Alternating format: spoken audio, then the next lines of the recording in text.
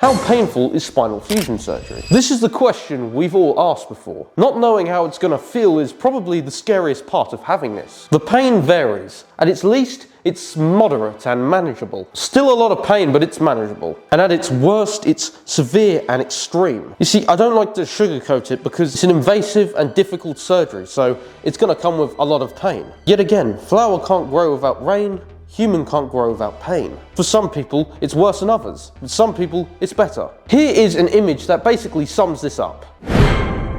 I get a lot of comments on either end of the spectrum. Although the intensity of your pain can vary, there's all sorts of factors which can affect how intense it can be, which I will talk about in a moment. From my experience, I experienced less pain than I thought I would. I would consider myself a lucky individual because I unknowingly primed my body towards having a higher pain tolerance and better soft tissue recovery ability beforehand. And it's one of the factors that I will talk about which helped me get to that point. Some of you may be able to guess what it is. So first off, you have biological factors. The number one dictator of how much pain you'll experience is how much pain tolerance you have. This is usually down to how your nervous system processes things. Some just naturally have a higher pain tolerance than others. Some have a greater ability to recover than others, and some may naturally have a higher pain anxiety response than others. I'd say a lot of this is dictated by genetics and maybe also early environment. It still doesn't mean you can't change these things with lifestyle change. For example, it was my consistent weightlifting which primed my nervous system and trained it to tolerate more pain,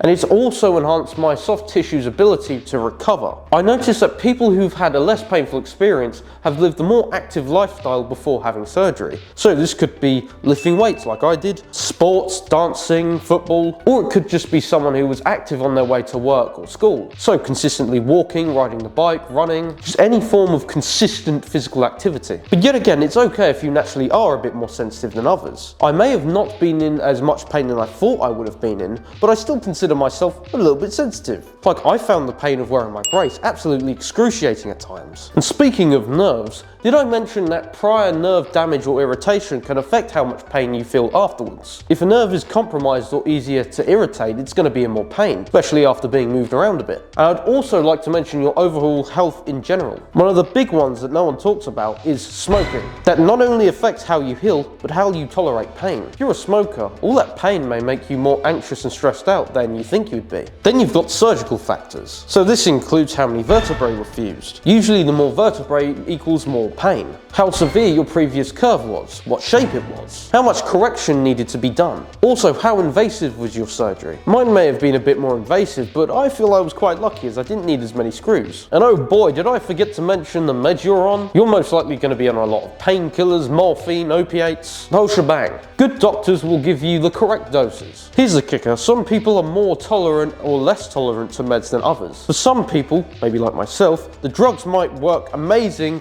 so amazing that they cause other side effects, like not waking up 2 hours after surgery or throwing up constantly, but not experience that much pain. Or you could be the opposite and not have them side effects, but also be in more pain. Basically, what I'm saying is, the drugs can work better on some people and not as good on others. Although physiologically alike, we are all in some way or another biochemically a bit different. If you've lived beforehand with the discomfort and pain of scoliosis or any other spinal disorder, you can surely tolerate this pain and get through it no matter what. Moving forward constantly in the smallest ways possible, even then, is what gets you through recovery. If you're still watching this, I just want to say that all the comments and stories you've put down below on my past videos are eye-opening. I appreciate them a lot. They've given me knowledge that I can't learn anywhere else. And most importantly, they also give me a perspective that I don't have. It's your stories down below which have helped create more informed and knowledgeable videos. It's actually your stories which has helped me make this video right now. So please, share your experiences below.